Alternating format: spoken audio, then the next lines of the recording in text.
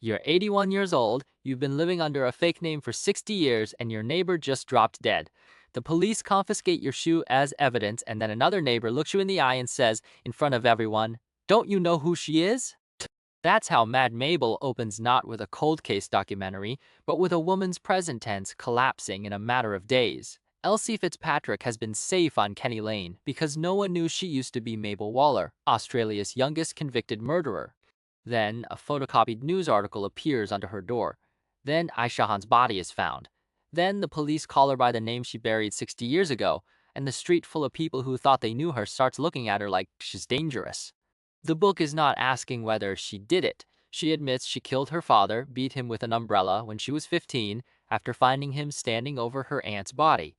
The book is asking whether you would have done any different, and it's asking whether, after everything, she gets to be loved. Elsie agrees to tell her story to two YouTube journalists, and what comes out is a childhood that was already a crime scene before she lifted a hand.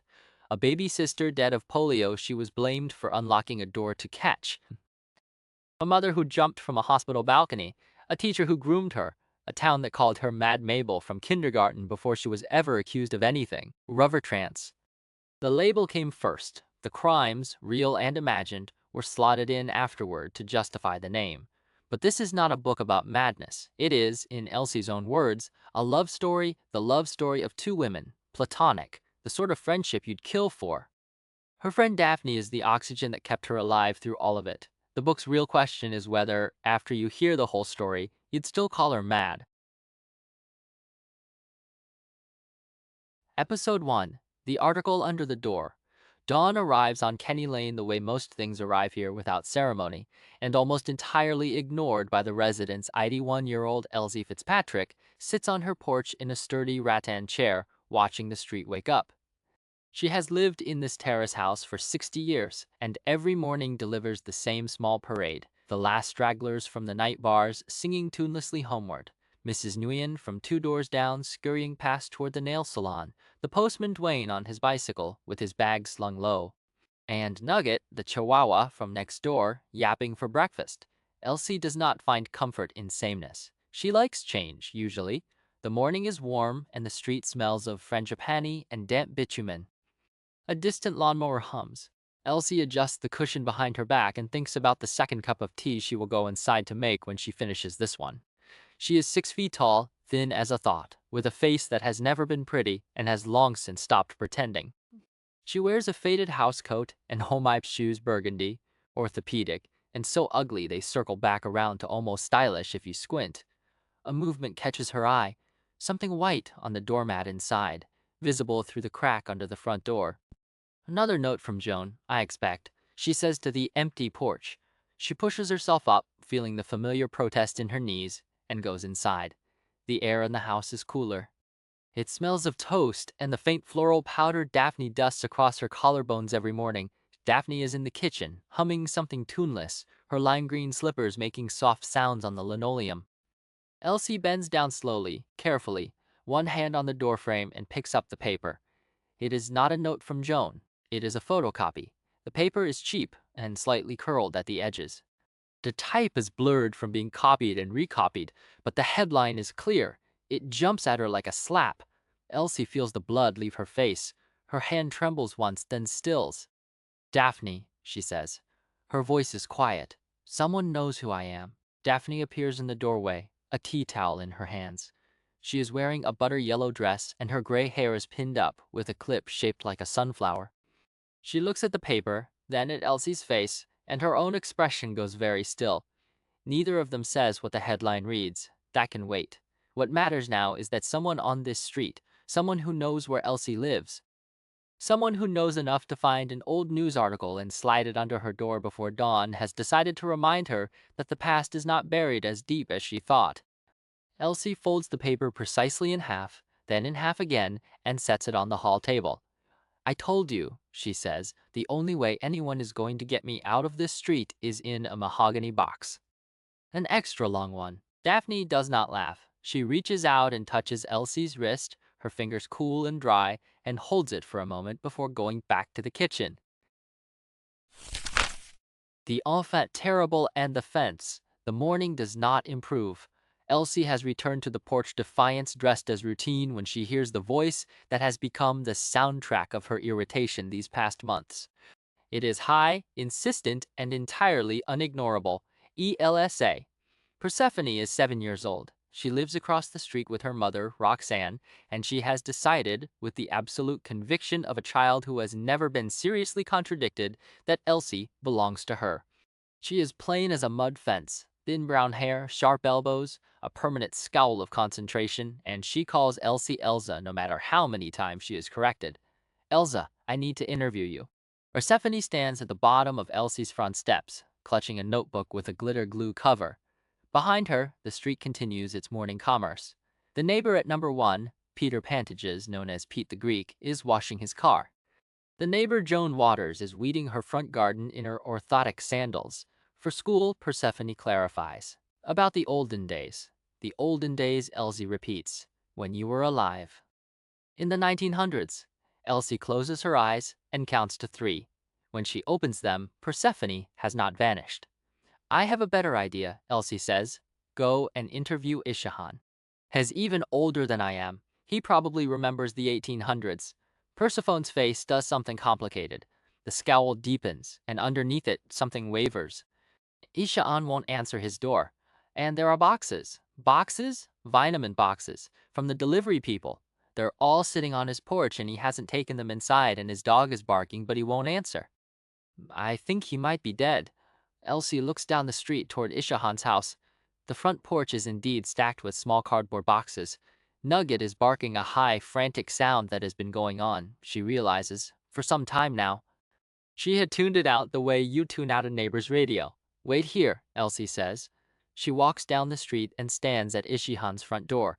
She knocks. Nothing. She knocks again. Harder. The barking does not stop. She goes around the side of the house. The gate to the backyard is unlocked. Ishahan's backyard is a small square of dying grass with a clothesline and a single plastic chair. The back door has a glass panel, and through it, Elsie can see into the kitchen. Ishaan is on the floor. He wears a brown terry cloth dressing gown. His eyes are open. They are not blinking. Nugget stands next to him, shivering, and when she sees Elsie through the glass, she stops barking and just stares. Elsie considers the fence between Ishahan's yard and hers. It is waist-high and made of wooden palings. She has not climbed a fence in 40 years. She does it now, one hand on the top rail, one leg swinging over with a grunt, the other leg following with less grace. Something catches her ankle. She feels a sharp sting, ignores it. She lands in her own yard, walks around to her front door, and goes inside to call the paramedics. Then she sits down, very carefully, because her legs have begun to shake. Daphne brings her a glass of water and says nothing. Outside, the street begins to fill with the sound of sirens. Joan Waters speaks. By the time the paramedics arrive, every resident of Kenny Lane has assembled on the footpath. Peter the Greek is holding court, issuing facts with the authority of a man who has never let ignorance slow him down. Heart attack, Peter says. Elts broke in through the window and performed CPR. Elsie, standing by the ambulance with a paramedic who is asking her questions she has already answered twice, does not bother to correct him. The back door had been unlocked. There was no window to break. And Ishaan had been dead for hours. His skin was cool to the touch, and there was a small trickle of dried blood from one ear. The paramedics are not alarmed. Old men die in their kitchens. It happens. But Joan is not looking at the paramedics. The neighbor Joan, with her neat gray bob and her sensible shoes and her face like a closed fist, is looking at Elsie. Joan has lived on Kenny Lane for 12 years. In all that time, she and Elsie have exchanged perhaps 40 words. Joan leaves notes about rubbish bins and overhanging branches. Elsie ignores them. It has been a functional hostility, the kind that makes good neighbors in the sense that neither party has ever called the police. Until now. It's funny, isn't it, Joan says, loud enough for the gathered crowd to hear, that you were the one to find him. Elsie turns. The paramedic has stepped away to confer with his partner. There is a stretch of hot concrete between her and Joan, and it feels like a stage. Someone had to, Elsie says. Someone, Joan repeats. Yes, and it's you. The person who's been feuding with him for years. The person whose dog he complained about. The person who threw his dog's feces back over the fence. The crowd murmurs. This is new information to some of them. Elsie feels her jaw tighten. Joan, she says, what exactly are you suggesting? Joan takes a step forward. She is shorter than Elsie. Most people are, but she carries herself with the confidence of someone who has been waiting for this moment. I know who you are, Joan says. I've known for years. I looked you up when I first moved in. I wasn't going to say anything, but now, a dead neighbor? It'll be speaking to my nephew. He's a partner at a law firm. The crowd has gone very quiet. Peter the Greek has stopped talking. Elsie feels Daphne's hand on her elbow. She did not realize Daphne had come outside. Daphne is wearing a bright orange cardigan and her face is pale with fury. Come inside, Elsie, Daphne says, but Elsie does not move. She looks at Joan, really looks at her, and sees something she recognizes. Fear. Beneath the accusation, beneath the righteousness, Joan is afraid. She has been afraid for years, living next door to someone whose past she knows but cannot speak about. And now, Ishaan is dead, and the fear has boiled over into something else. It'll be here, Elsie says. When you decide you want to apologize. She turns and walks back into her house, Daphne close behind her. She does not close the door until she is inside. Then she leans against it, and for the first time that day, she lets herself breathe. She knows, Daphne says. She knows something. Elsie corrects. She doesn't know everything. Does anyone? Elsie thinks about the article under the door. Someone knows. Someone on this street. And Joan, for all her accusations, did not mention any article. Two threats, then, possibly two different people. The day is getting worse. Blood on the shoe. The paramedics leave. Ishaan's body is taken away in a discreet van. The street empties slowly, neighbors retreating to their homes with the satisfied exhaustion of people who have witnessed a drama and now need tea. Elsie is on her porch when Roxanne Persephone's mother, a tired-looking woman in her late 20s with dark circles under her eyes and a nurse's badge she wears even when she isn't working, approaches with a first aid kit. You're bleeding, Roxanne says. Elsie looks down. There is blood on her right shoe. When she removes the shoe, she finds a gash on her ankle, still seeping. The fence. She knew she had caught something. Roxanne kneels and cleans the wound with antiseptic. Her movements are practiced, efficient. She does not look up when she speaks. Persephone says you climbed a fence. I did. At your age. At any age, that fence is a challenge. Roxanne almost smiles. Then she wraps Elsie's ankle in gauze and stands up. Keep it clean, it'll be fine. A police car pulls up at the curb. Two officers get out, one bald, one with a thick head of hair that looks like it belongs on a younger man. They approach Elsie's porch with the casual gait of men who have been doing this job long enough that nothing surprises them anymore. The bald one speaks first. You're the lady who found the body? I am. They ask questions. Elsie answers them. Yes, she climbed the fence. Yes, she knew Ishaan. No, they were not friends. She mentions, because it seems relevant, that she had thrown his dog's feces over the fence more than once. The officers exchange a look. The one with hair notices her shoe on the ground. The blood has dried to a dull brown. That your shoe? It is. Well, need to take it. Evidence. Elsie stares at him. Evidence of what? Routine, he says. Standard procedure when there's blood at a scene. It is not standard procedure. Elsie knows this. But she also knows there is nothing she can do about it. She watches him pick up her burgundy, honiped, and drop it into a plastic evidence bag. They are at the gate when the bald one turns back. One more thing, Ems Fitzpatrick. We know who you were, what they called you. The words land like a stone in still water. Elsie says nothing. Her face does not change. Just so you're aware, he adds. They get into their car and drive away. Elsie is left on her porch with one shoe, a bandaged ankle, and the past sitting heavy in the morning air. Daphne comes outside. She has been watching from the window. They took your shoe. They took my shoe, Elsie agrees. What are you going to do? Elsie looks down the empty street. The frangipani tree is dropping white flowers onto the grass. A dog is barking, somewhere not Nugget, a different dog.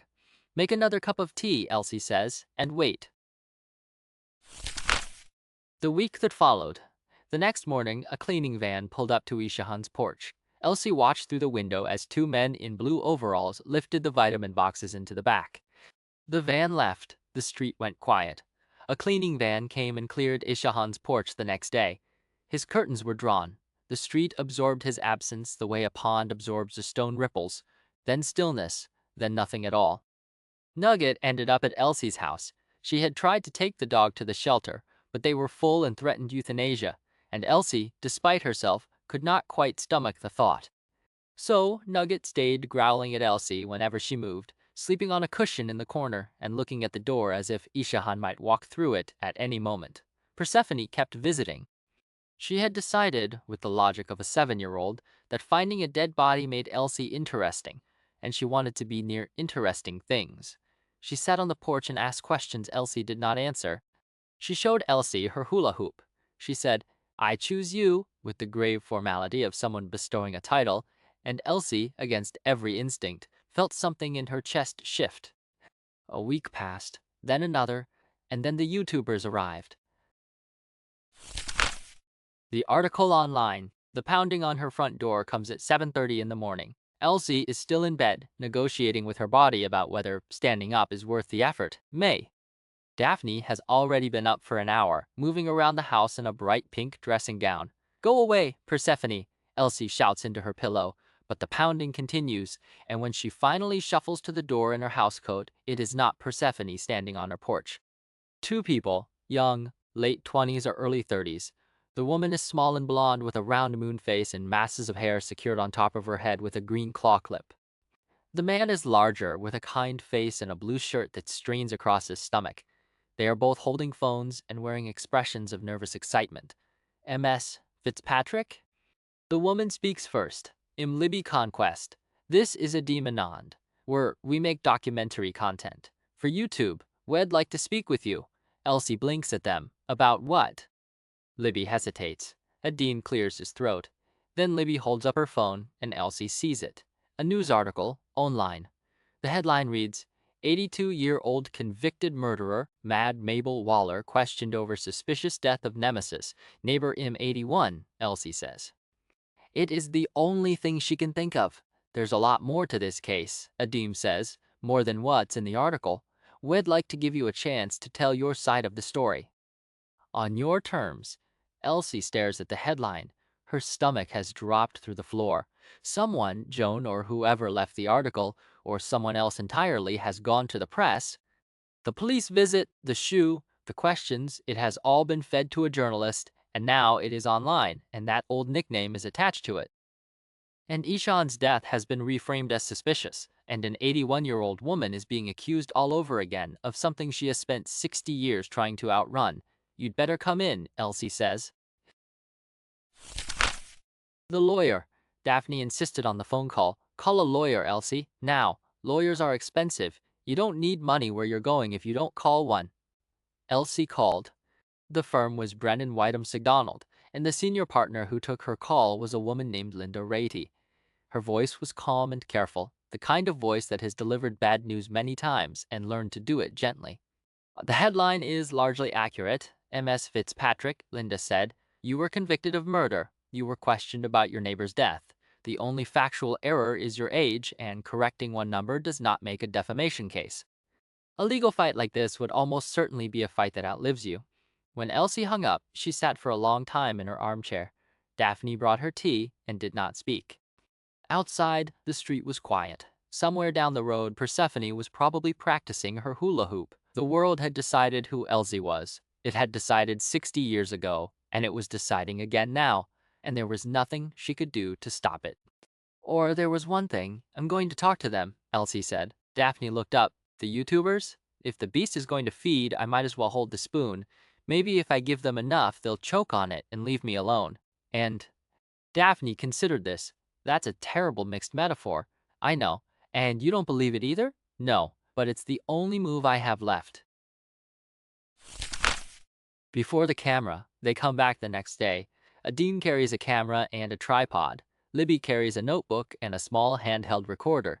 They set up at Elsie's round table, adjusting lights and checking sound levels, while Elsie watches from her armchair with the expression of someone observing a mildly interesting insect. Daphne has decided not to stay. "This is your story," she says. "I'll be in the kitchen if you need me." "Yellow slippers today," Elsie observes. "Canary yellow. They're cheerful." Daphne touches Elsie's shoulder once, quickly, and then disappears through the kitchen door. Libby settles into the chair opposite Elsie. Adeem adjusts the camera one final time and gives a thumbs up. Tell me about your childhood, Libby says, before everything happened. It is the question Elsie has been dreading and expecting in equal measure. A lifetime ago. A different name, Generetti. A different girl, but she is here now, at this table, in this house, and the story will be told whether she tells it or not. So she takes a breath. I was born Mabel Waller in 1944. My parents were Elliot and Mary Waller, and we lived in a house called Rose Hill. It was the most beautiful house I have ever seen, and my father loved it more than he loved any of us. She pauses. The words feel strange in her mouth after so many decades. The children called me Mad Mabel. I never knew why. I asked once, and the boy who said it couldn't give me a reason. First, Mile, and he just said, because you are. She tells them about the loneliness, the school where she was locked in the boys' bathroom and told to declare she had ambiguous genitalia before they would let her out. The neighborhood children who let her hold the stopwatch while they competed to climb a fence, a transparent trick to exclude her. The mother who told her to make friends, and the father who told her she was mad. And the sister she never knew. Her name was Kitty, Elsie says. I found out about her at a party. A woman named Susan asked me if I regretted what happened to Kitty. My father sent me to bed and told her, the child is mad. We don't talk about Kitty. Libby leans forward. What happened to Kitty? That, Elsie says, is where the story really begins. Adeem adjusts the camera. The red light glows steadily. In 1959, Libby says, her voice taking on the formal cadence of a narrator, at 15 years old, Mabel Waller became the youngest Australian convicted of murder. The press called her Mad Mabel. She has not spoken publicly about her case since her release, until now. Elsie looks into the camera. Her face is composed, but her hands are folded tightly on the table. It's interesting to note, she says, that there are two groups of people who are rarely, if ever, suspected of murder: elderly women and little girls. The stats favor the men. The odd perimenopausal woman gets thrown in, but an elderly woman or a little girl committing murder, it's 1 in a million. I've always liked to think I was special. She takes a breath. The room is very still. This is a love story, she says. It is the love story of two women. Platonic. I want to point out there are a lot of people who like to suggest otherwise, and I want to be absolutely clear from the outset. It was friendship. The sort of friendship you'd kill for. She looks past the camera, toward the kitchen door, where Daphne is humming something tuneless and the kettle is beginning to boil.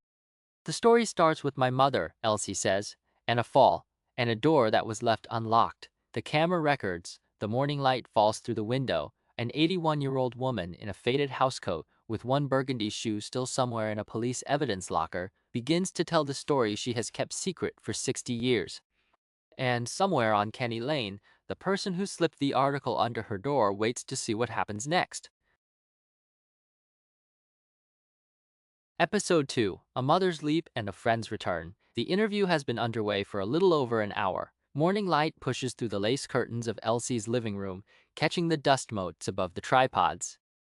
Adeem's camera whirs softly. Libby sits forward in her chair, the tiny orange glow of her audio recorder steady on the table. Elsie has been speaking about her father's love for the house, about the nickname Mad Mabel that clung to her without reason, about the night she hid under the staircase and heard her father call her mad. Now she pauses. Her tea has gone cold. Theories abounded about Kitty's death, she says, her voice low and even. You'll read that I smothered her with a stuffed toy, that I broke every bone in her legs, that I threw her out a window. None of it is true. Her death certificate says polio. She was 12 months old. Libby glances at Adeem, then back to Elsie. Can you tell us what you know about that day? Elsie sets her teacup down. I can tell you what my mother told me. I was 14. It was the summer I nearly died falling from a flying fox, and for the next few minutes, the living room dissolves. Elsie's voice draws the listener into the heat of a Lord Mayor's camp outside Melbourne. The damp towel smell of the bunkhouse, the faded bunting, the sagging flying fox that should never have been left unattended.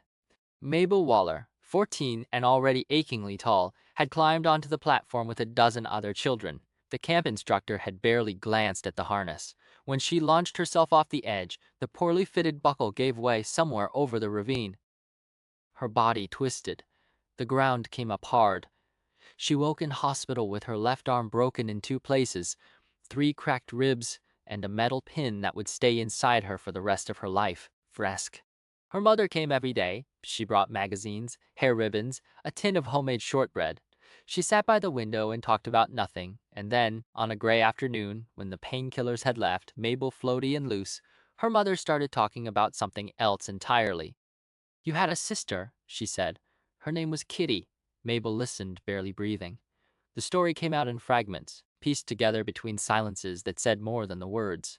Kitty had been born when Mabel was 3, a beautiful baby. Her mother said golden curls, blue eyes, pretty as a picture. And then, when Kitty was 10 months old, polio swept through the district. The household had isolated the baby in a back room, a porch door kept locked at all times. One day, the door was found unlocked. Kitty had been let out. Within days, she was sick. Within a month, she was dead. "Your father believes you unlocked the door," her mother said. "He thinks you were jealous of the baby." Mabel could not speak. She had been 3 years old. She had no memory of a sister, of a locked door, of anything beyond the blur of early childhood. But the accusation landed like a stone in her chest, and she felt something inside her shift. The world reorganized itself around a new fact. She had killed her sister, or the only people who mattered believed she had. "Was I?" she whispered. Her mother looked at her for a long time. "I don't know," she said. That night, Mabel lay in the dark and felt a small, hot knot of something black take root inside her. She did not cry. Crying had never been rewarded in the Waller household. Instead, she lay very still and listened to the distant trolley cars, and when the nurse came to check her vitals, Mabel smiled the smile she had learned to wear for adults. The slap and the leap. It took weeks for her body to mend. She was moved to a room with a private balcony, a rusted fire escape with a single dead fern, and there she passed the hours reading Anne of Green Gables, a book Ness had sent. Anne surely wanted a bosom friend. Mabel decided she wanted one too. Her mother visited daily. Cess and Ness came every few days, bringing fruit and newspapers and the scent of Cess's cigarettes. Mabel's father did not come. Then one afternoon, her mother arrived, without warning, hair uncombed, lipstick smeared, a wild look in her eyes that Mabel had never seen before. She was drunk. She was always a little drunk, but this was different. "Your father is going to London," her mother said. With Susan McGinty, the name landed. Susan McGinty, the glamorous woman from the party, the one who had asked Mabel about Kitty, the one her father had told she was mad. "I know," Mabel said. "I saw them together. At the party, I saw them." Her mother went still. "What did you see?" "I saw them. Together." In the hallway, the slap came without warning. Her mother's hand cracked across Mabel's face with a force that split her lip and filled her mouth with the taste of blood. "You wicked girl," her mother said. "You wicked, wicked girl." And then she turned. She walked to the French doors that led to the balcony that rusted, 7th floor fire escape with its dead fern and its rusting railings, and she stepped through them. Mabel screamed. Her mother did not make a sound as she went over. The following hour was a smear of nurses and shouting and hands pulling Mabel back from the balcony. The hospital authorities called it a suicide. The coroner later agreed, but in the hours after her mother jumped, the 14-year-old girl with the broken arm and the split lip sat in her hospital bed and said nothing at all. 2 days later, her father came. He appeared in the doorway of the hospital room wearing a pressed shirt and a Trilby hat, looking as though he had stopped by on his way to a business meeting. His expression was emptied out. The performance of grief that Mabel did not know she had been waiting for never arrived. "Your mother has passed away," he said, as though delivering a weather report. "I'm aware," Mabel said. Something flickered across his face, a brief flash of something that might have been irritation or might have been amusement. Then it was gone. "You were the last person to see her alive," he said. "I hope you made the most of it." The cruelty in the remark left her breathless. Before she could recover, he asked his real question, the question that had brought him here. "The porch door," he said. "On the day Kitty died. Did you unlock it?" Mabel stared at him. Her lip was still swollen from her mother's slap. She tasted blood every time she swallowed. And here was her father, 2 days after her mother had jumped to her death, asking about a door she could not possibly remember. "No," she said. A smile, the smallest twitch at the corner of his mouth. "Good girl," he said. He turned and left, and Mabel never saw him smile at her again. Daphne. The grief did not come. Not then. Mabel lay in her bed and stared at the ceiling and felt nothing except the slow, crawling certainty that she was now alone in a way she had never quite been before. Her mother was dead. Her father had made it clear she was an inconvenience at best. Kitty's death was a ghost that would never stop haunting her. She told herself she would find a bosom friend. She would. She had decided. But who? She had no one. She had never had anyone. And then, on a day she would remember for the rest of her life, someone knocked on the open door of her hospital room. Mabel looked up. The girl standing in the doorway had a round, beaming face and an explosion of dark curls held back by a red ribbon that had slipped halfway off her head. She wore a hospital gown identical to Mabel's and a pair of thick wool socks with a hole in one toe. Her smile was enormous. "Mabel Waller," the girl said, "as I live and breathe." Mabel blinked. There was something familiar about the voice, the shape of the face, the way the girl bounced slightly on the balls of her feet, as though the world was too exciting to stand still in. "It's Daphne," the girl said. "Daphne Barton. We were in kindergarten together. You drew a picture of a cat and I thought it was a lion, and you were very cross about it. A memory surfaced dim, watercolored. A classroom with low tables. A boy crying in the corner. A round-faced girl with brown curls who had followed Mabel around the playground. You went back to England," Mabel said.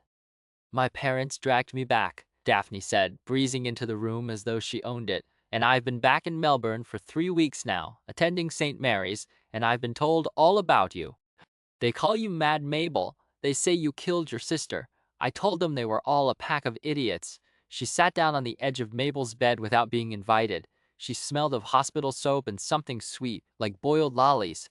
"I'm in here for a tonsillectomy," Daphne announced. "Boring. Yours is much more dramatic." "How's the arm?" Mabel could not find words. A real breathing person had walked into her room and said she was Mabel Waller's friend. Not a pity friend, not a temporary friend, someone who remembered the cat-lion dispute from kindergarten and considered it a binding social contract. "My mother died," Mabel heard herself say. She jumped off the balcony. Daphne did not flinch. She did not make the soft, pitying sounds adults made. She looked at Mabel steadily for a moment, then nodded once. "That's rotten," she said. "I'm sorry." And then, without asking, she reached out and took Mabel's good hand and held it. It was the first time anyone had touched Mabel with pure kindness since before the flying fox broke her arm. Before the slap. Before the leap. When Daphne released her hand, she held up her little finger. "Bosom friends," she said, like Anne and Diana. "Pinky swear?" Mabel hesitated. This girl barely knew her. She had been in the hospital for 3 weeks, and no one had told her about the unlocked door, or the smear of blood on the balcony railing, or the way Mabel's father had looked at her as though she were a broken appliance. She did not know about Mad Mabel. She knew about Mad Mabel and did not care. Mabel linked her pinky with Daphne's. "Bosom friends," she said. Daphne beamed. "Good, now, tell me everything." And Mabel did. Seth and Ness. When the hospital released her, Seth came to collect her. Seth wore a black pencil skirt and a black shell top and black pumps, and her eyes were red at the rims. She looked older than she had 2 weeks ago, sadder. They drove home in silence. Mabel stared out the window at the passing streets, trying to feel something about returning to Rosehill. Nothing came. She was numb clear through. At the house, Seth helped her up the porch stairs and then stopped. She did not open the door. She just stood there, one hand on the railing, the other gripping Mabel's shoulder. "Well, wait for Ness," Seth said.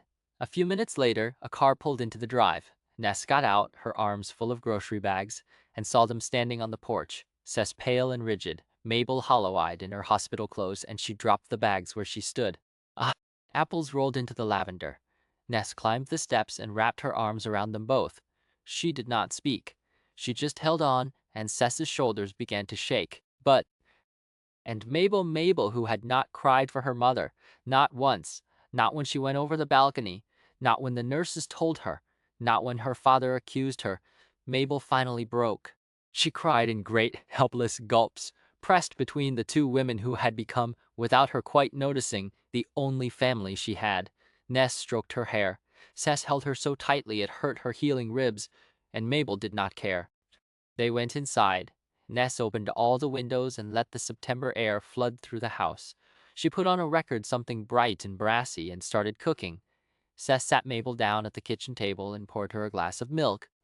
"Your father," Cess said, after a long silence, "is a bastard." Mabel looked up. "Cess never spoke about her father this way. He told your mother you were mad," Cess continued.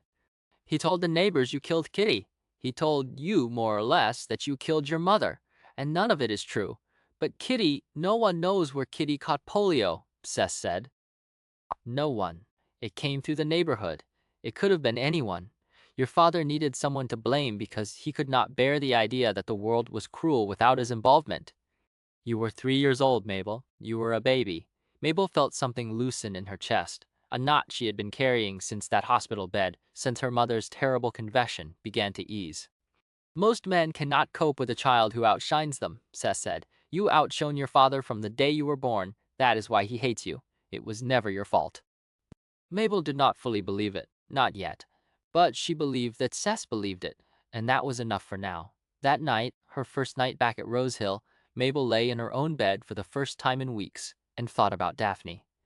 About a round-faced girl with a hole in her sock who had Pinky sworn to be her bosom friend. About the way the world felt slightly less crushing when someone was holding your hand. Tomorrow, Daphne had promised to visit. Tomorrow, Mabel would go back to school a week early just to be near her. For the first time since the leap, Mabel allowed herself something that felt faintly like hope. The interview room. Adeem's camera is still recording. Elsie's voice has gone quiet. The three of them sit in the thickening afternoon light, and no one speaks for a long moment. "Daphne saved me," Elsie says finally. Her voice is steadier than it has been all morning. "People like to suggest that she was my downfall, that she was the one who led me astray, who made me mad. They could not be more wrong. Daphne asked for nothing. She gave everything. She was the first person in my life who looked at me and saw someone worth loving." Libby leans forward.